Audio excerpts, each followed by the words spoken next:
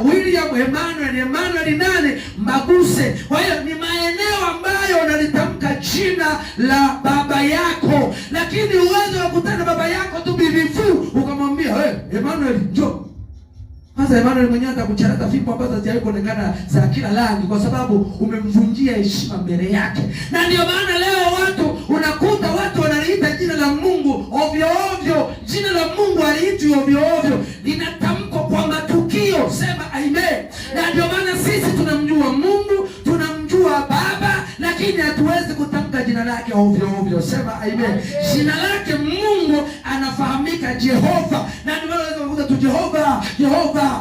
Wewe uwe na adabu na jina la baba yako. Sema amen. Hata Yesu mwenyewe sidhani katika maombi yake aliingiza jina la baba yake ambaye ni Jehova, kwamba ninakushukuru wewe Jehova utupaye mikate. Hapana. Akasema ninakushukuru Mungu wewe utupaye mikate ya kila siku.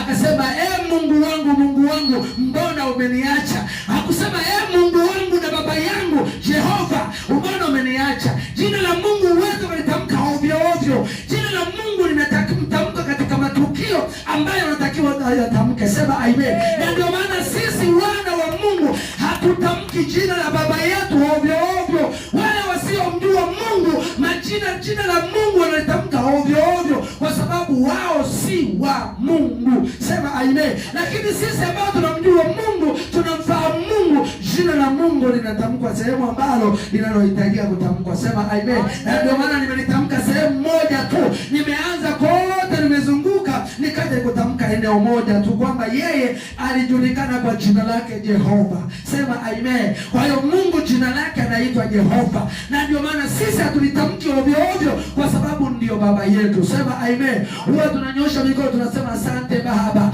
kwa uzima, asante Mungu kwa afya njema, asante Mwokozi, asante Bwana, asante wewe uliyeumba na ukaniumba. Wewe ni Mungu wa milele. Siwezi nikasema wewe ni Jehova wa milele. Nikisema Jehova wa milele sina adabu kumtaja Mungu jina lake. Sema amen. Na ndio maana sisi tunamheshimu Mungu wetu. Jipigie makofi wewe ambaye unamheshimu Mungu aliyeumba mbingu na nchi. Sema amen.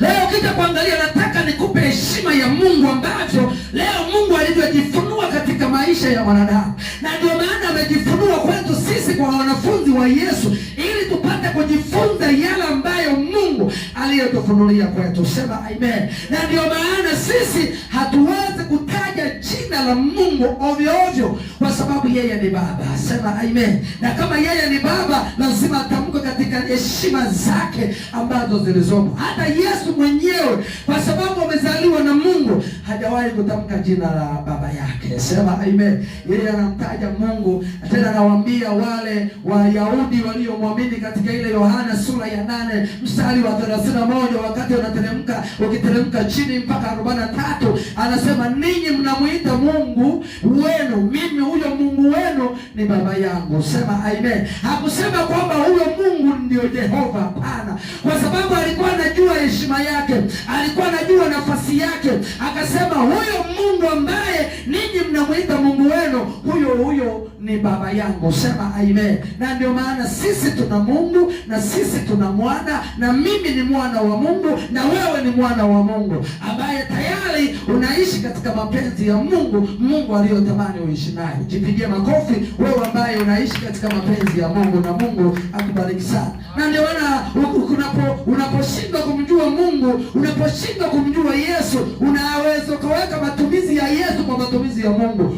Hapo una X ya kwenda motoni, kwa sababu umeshindwa kumwelewa Mungu ni nani. Lazima mjue Mungu ni nani. Unapomjua Mungu unapata uzima wa milele. Sema amen. Leo mafundisho yameharibu kila kitu kwa sababu ya watu kuleta mafundisho yasiyo yenye uzima. Kuna kawimbo kamoja kaliimbwa wanasema, Yesu ni baba yangu asiyeshindwa kamwe.